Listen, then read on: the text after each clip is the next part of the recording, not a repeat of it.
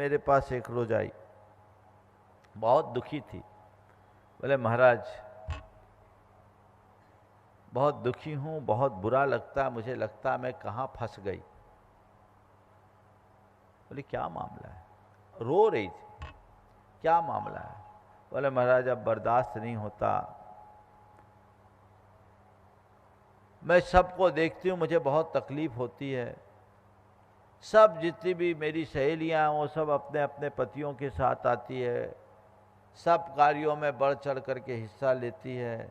पूरी समाज का ऐसा कोई घर नहीं जो आपसे नहीं जुड़ा, पर मेरे पति कभी नहीं आते महाराज, मेरे पति कभी नहीं आते। मैं इनसे इतना बोलती हूँ, सुनते ही नहीं, मुझे बहुत तकलीफ होती है, मुझे लगता है कि मैं किसके साथ फंस गई।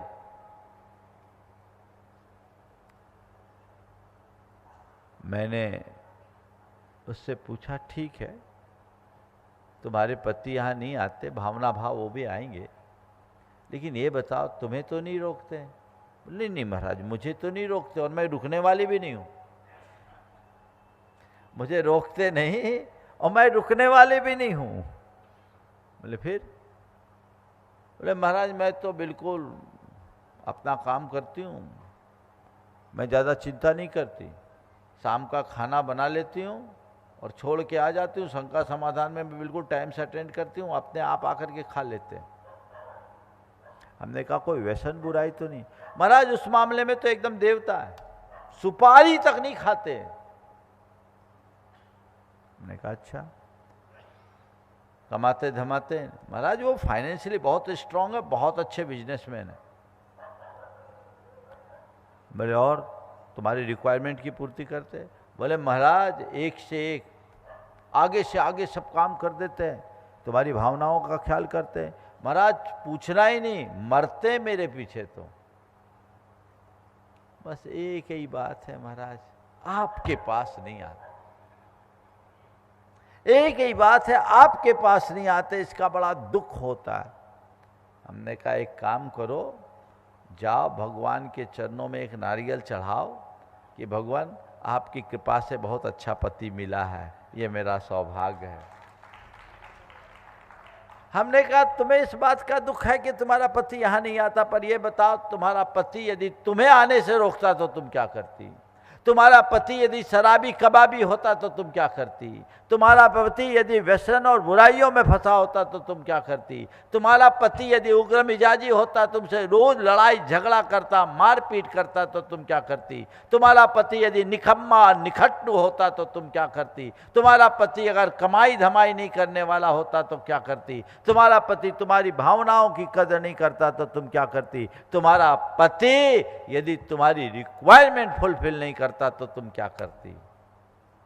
ये सब होता है ना, तो तुम अपने पति से शिकायतें करना बंद करो, उसे धन्यवाद दो और कहो ठीक है, आपका बहुत बहुत आभार, आप जो करें मैं आज के बाद आपसे बिल्कुल नहीं कहूँगी, आपने मेरे लिए जो स्वतंत्रता दी है मैं बहुत बहुत आभार व्यक्त करती हूँ, और मैं ऐसा महसूस करती हूँ मेरा 6वां हिस्सा आपके खाते जाए, और ये मैं भावना भाती हूँ कि मेरा पुण्य आपको लग जाए। वाह, जाके बोलो।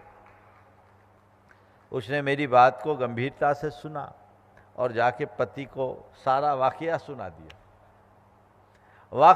दिया, और पति पर बिल्कुल विपरीत असर पड़ा।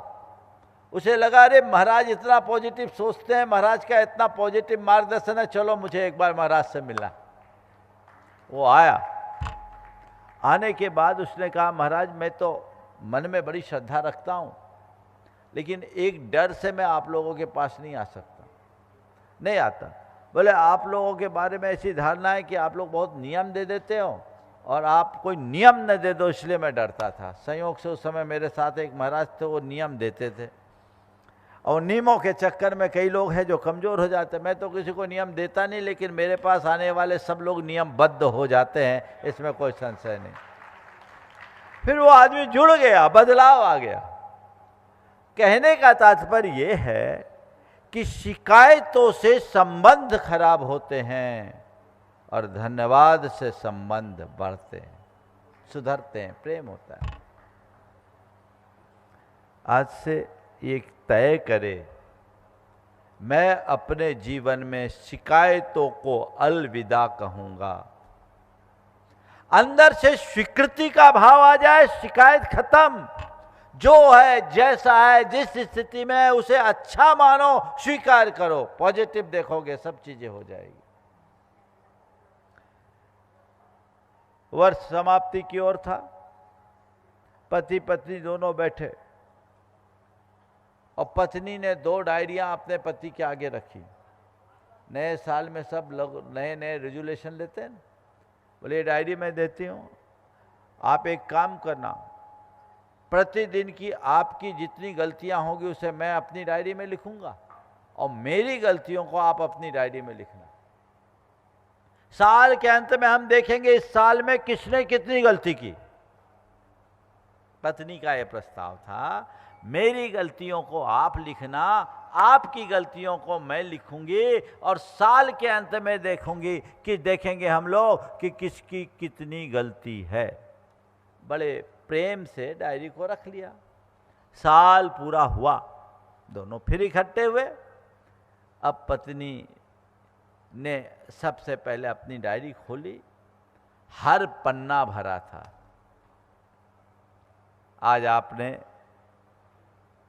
आज समय पर आप नहीं उठे, आज मुझे घुमाने नहीं ले गए, आज घर का सामान टाइम पर नहीं लाए, आज आपने समय ढंग से नहीं दिया, रोज कुछ ना कुछ जो आप लोग रोज भुगतते हो भर दिया।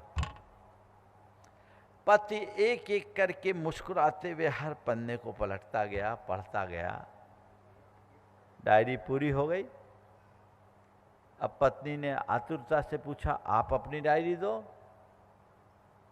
पति ने प्यार से डायरी आगे बढ़ा दी। पत्नी डायरी खोली, पूरा पन्ना खाली। पहला पन्ना, दूसरा पन्ना, तीसरा पन्ना, चौथा पन्ना, हर पन्ना खाली। पत्नी बड़ी हड़बड़ी में एक एक करके पन्ना, ये तो पूरा कुछ लिखा ही नहीं।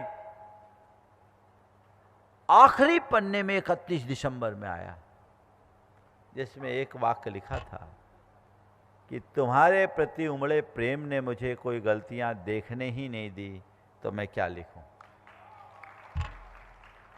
तुम्हारी प्रति उमड़े प्रेम ने मुझे कोई गलतियां देखने ही नहीं दी, तो मैं क्या लिखूं। पत्नी की आंखें खुल गई। उससे दोनों हाथ जोड़े और कहा, सॉरी, मुझसे बहुत बड़ी भूल हुई और आपसे आज एक बहुत बड़ी नसीहत भी मिली। बस बदलाव इसी को कहते हैं। यदि सोच में थोड़ा सा परिवर्तन कर दे, जीवन में एक नई क्रांति